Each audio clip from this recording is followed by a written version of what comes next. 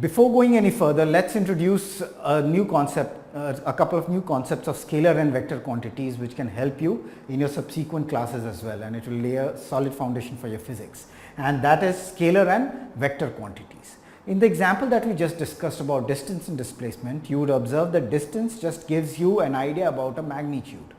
It just gives you the length of the path traversed. It doesn't give you the sense of direction or position. So quantities which just have magnitude associated with them are called scalar quantities, whereas displacement gives you an idea about the position as well. So when you say that the body, since it has initial and final positions involved, displacement would always depend upon the initial and the final positions. That means a sense of direction is involved in specifying the displacement of a body. So any quantity which has both magnitude, because displacement will have some value, so it will have a magnitude. Magnitude would mean value. So displacement is a quantity or any other quantity which has a magnitude and sense of direction associated with it is called a vector quantity. So in the example that we just studied about distance and displacement, distance is a scalar quantity, whereas displacement is a vector quantity. Now in the two examples that you can see here, in the first example you have a body moving along a circular path of radius r. Suppose that body makes one complete round of this circle. Can you tell me what the distance and what the displacement would be? For example, if he starts from the point A, takes the whole circle, complete circle, and comes back to A, what will be the distance and what will be the displacement? The distance would definitely be the length of path that he has taken, so which will be the circumference of the circle, and its value will be 2 pi r if r is the radius. Displacement is the shortest distance between the initial and final paths. So he starts from A, reaches back to A, so the displacement would be 0 as the initial and final both points are A. So in the first case, distance is going to be 2 pi r, displacement is going to be 0. Another person, in the second example, he comes out of his house, moves 40 meters to north, 40 meters to the east, 40 meters to the south, and then 40 meters to the west. We have to specify what his position is. Now if you draw the figure, you will get this complete square, and you would observe that the person who left his house would again come back to his house, and in this case the displacement is 0. So it gives you a sense of direction. It tells you that the position of the body as it made the whole journey is again back to the original point. So he starts from A and he comes back to A, taking whatever path that he has taken. It is irrespective of that. So the shortest distance between the initial and the final positions is going to be 0. And what is the distance going to be? The distance is going to be the perimeter of the square that you have. So you have 40, 40, 40, 40, that's 4 into 40, 160 meters. So for the example 2, the distance traveled by the body is 160 meters and the displacement again is 0. When we talk about motion of the body, it can be of two types. It could be uniform or it could be non-uniform. What is uniform motion and what is non-uniform motion? The motion of a body moving along a straight line path, which is what we are going to study. So the movement of a body moving along a straight line is considered uniform if it covers equal distance in equal intervals of time, however small that interval may be. And the motion of a body along a straight line is said to be non-uniform if it covers unequal distances in equal intervals of time, however small that interval may be. Now what exactly am I trying to say here? I am trying to say here, I'll explain it through an example. Suppose you sit in a car and you start your stopwatch. So when you start your stopwatch, the time is going to be 0. The distance that you have traveled is going to be 0. At the end of 1 second, if you have traveled 10 meters by the car, if you can see it in the odometer, and if you see that it has traveled 10 meters in 1 second. So you tabulate it. In 1 second you traveled, from 0 to 1 second you traveled 10 meters. From 1 to 2 seconds, that is at the end of 2 seconds, you will see that the odometer now reads 20 meters. So from second 1 to second 2, you have traveled again 10 meters. 20 meters is the final distance from the starting point. So 10 meters you have traveled. Again in the third second, if you observe that you have again moved by 10 meters. And in further subsequent seconds, if you observe that the distance that you move in each second is constant. This is an example of uniform motion because the body covers equal distances, which is 10 meters, in equal intervals of time, which is 1 second. So this is an example of uniform motion. When I say that however small that interval may be, however small the interval may be, by specifying that, I mean that you could also do this calculation in half a second. You can decrease the time interval, you could increase the time interval, but whatever the case may be, in each time interval the distance traveled will be the same. So if in 1 second it's moving by 10 meters, in half a second it will move by 5 meters if it is a case of uniform motion. And what is non-uniform motion? Non-uniform motion is the general motion that we have. We start from our house to go to our school, we walk. So in 2 minutes we walk just 200 meters, then we sit in the bus. In 2 minutes we travel probably a kilometer. So this, you are covering different distances in equal intervals of time. So that is an example of non-uniform motion. So you will get, the things will get clarified as you take some sample examples as well. So don't be worried about it. You just worry about the definition and try to understand what I am trying to convey. Now in this example, as I said, we will try to investigate whether it is an example of uniform motion or non-uniform motion. So you have the motion of a body that's tabulated here. And what does it say? It says that at the time 0 it is at point 0, which is the origin. At the end of 1 second it covers 10 meters. At the end of 2 seconds it reaches 15. At the end of third second it reaches 20 meter point, and at the end of 4 second it reaches 25 meters. The d that you see is distance from the origin. You always have to first choose a reference point when you are describing the motion of a body. So here the distance that he has moved is from 0 to 25 in 4 seconds. Now to find out whether it is uniform or non-uniform motion, what do you have to do? You have to pick time intervals, equal time intervals, and check if in that equal time interval the distance that the body moves is same or not. So you see in the first second the body moves a distance of 10 meters. In the second second, that is from first to the second second, it moves just 5 meters. From 2 to 3 seconds it again moves 5 meters as it moves from 15 meters to 20 meters. And in the third and fourth second it again moves 5 meters as it moves from 20 to 25 meters. So in the first second the body moves 10 meters, and in each subsequent 1 second it moves only 5 meters each.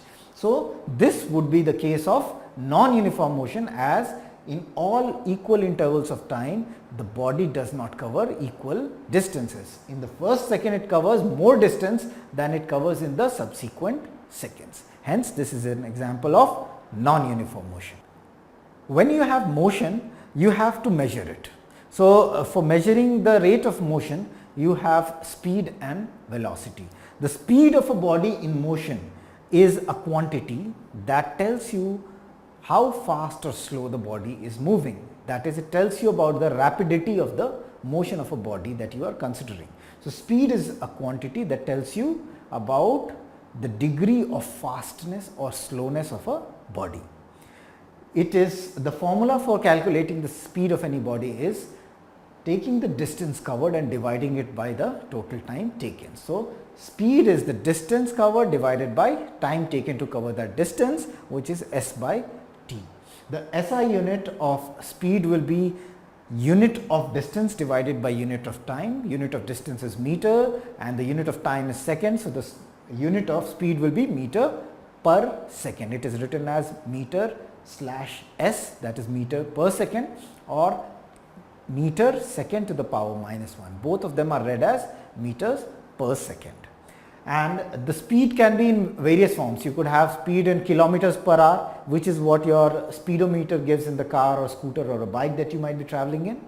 And it could also be in meter per second. The SI unit, the standard international unit is meters per second. In America, if you go to the US, their speedometers would give you the speed in miles per hour. It will not talk about kilometers, it will talk about miles. So different places have different units. The standard scientific unit is meter per second, but you could also specify the speed in kilometers per hour, which is what we do in India. So to convert the speed from kilometer per hour to meter per second, you have to multiply the value by 5 by 18. And if you have the speed given in meter per second and you have to convert it into kilometers per hour, then you multiply the numerical value of the speed given in meter per second with 18 by 5. So, for example, in the example given here, you have a speed 54 kilometers per hour, and we have to convert this speed 54 kilometers per hour to meter per second. What do we do? 54 kilometers per hour can be written as 54 kilometers divided by 1 hour. This is what 54 kilometers per hour signifies. So, since we are converting into meter per second, we have to convert each unit into the required forms. So, we have to convert kilometer into meters and hour into seconds. So, what do we do? 54 kilometers is what? 54 kilometers is 54 into 1000 meters, and you divided it by 1 hour, and 1 hour is how much? It's 60 into 60, that's 3600 seconds. So, you multiply 54 with 1000 divided by 3600 to get the value in meter per second.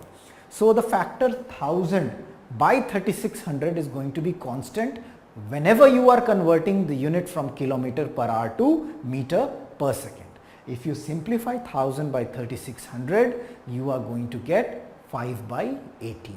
So, that is why I said that whenever you have a speed given in kilometers per hour, you just take that value and multiply it with 5 by 18 to get the speed in meter per second. So, 54 kilometers per hour will be equivalent to 54 into 5 by 18, that is 15 meter per second. As a task, you can try converting a few speeds back from meter per second to kilometers per hour. A few examples could be 10 meters per second. How many kilometers per hour would be 10 meter per second, and how many meters per second would be 90 kilometers per hour. So, this is a task that you can take upon yourself. You can just pause the video for a while and try to attempt these questions and see if you are able to solve it or not. Remember, when you are converting from kilometers per hour to meter per second, you have to multiply with 5 by 18. When you are converting from meter per second, which is a smaller unit, to a higher unit, that is kilometer per hour, you multiply it with a higher number, that is 18 by 5. So, this is how you convert the values and how you calculate the speed. You take the distance and divide it by time. When I say that a body is moving, a body traveled from point A to B in 1 hour at the speed of 20 meter per second, does it tell you how the body was in motion during the 10th and the 15th second? It doesn't tell you. It doesn't tell you whether the body was moving uniformly in this course of time or was it moving non-uniformly. In the formula for speed that we gave, we said distance traveled divided by total time. So, you have, if a body covers a distance of 100 kilometers in 2 hours, you can simply say that its speed was 100 by 2, that is 50 kilometers per hour. But you will not be able to tell how the body behaved, whether it moved uniformly or non-uniformly during this whole course of journey. So, average, and this the speed that we calculated is called the average speed. Average speed gives you an idea about the overall rapidity of the motion. So, overall you will get a feel that the body was moving at a speed of 50 kilometers per hour on a whole, on an average. So, the speed formula that we used was for calculating the average speed. When you move in a car, the car speedometer gives you the speed. Is it the average speed? No, it just gives you the value of speed at that instant. For a very short time, it will calculate the distance that the car's tire has moved, and it will give you the value of speed during that short interval of time. So, you would see the speedometer fluctuating as you press on the accelerator or you remove your foot from the pedal. The speed is going to keep on changing. So, the speedometer of your car gives you the exact speed at that instant, and hence it is called the instantaneous speed. It doesn't give you an idea about the overall motion that you had while you moved from point A to point B. It gives you the instantaneous value of the speed for a very short duration of time for the distance that you have traveled in that short duration of time. So, there is a difference between average speed and instantaneous speed. Average speed will give you an idea about the overall rapidity of the motion. Instantaneous speed is going to tell you the speed of the body or the rapidity of the body at that very instant. So, they are different. So, instantaneous speed, if the values of instantaneous speeds remains equal, then that would mean that the body was moving uniformly. If it keeps changing, then it would mean that the body was moving non-uniformly, because it moves different distances for different time intervals. So, the average speed is the total distance covered divided by total time taken. And the speed that we generally refer to in our questions or places is generally the average speed. Only the speedometer would give you the instantaneous speed. Uniform and non-uniform speed. If a body covers equal distances in equal intervals of time, we say that the body is moving with uniform speed or constant speed. If it changes the distances, if it moves unequal distances in equal intervals of time, then we say that the body is moving in with non-uniform speed, and variable speed is also an alternate term that you use for non-uniform speed. Now, for a body traveling with uniform speed, the speed at any instant is equal to the average speed. For a body that moves with uniform speed, the uniform speed is going to be the same as the average speed for the whole journey. But the same is not going to be the case in the case of non-uniform speed. So for a non-uniform speed, its value is not going to be the same as the average speed at all points of time. And as I said, the speedometer of the car gives you the instantaneous speed.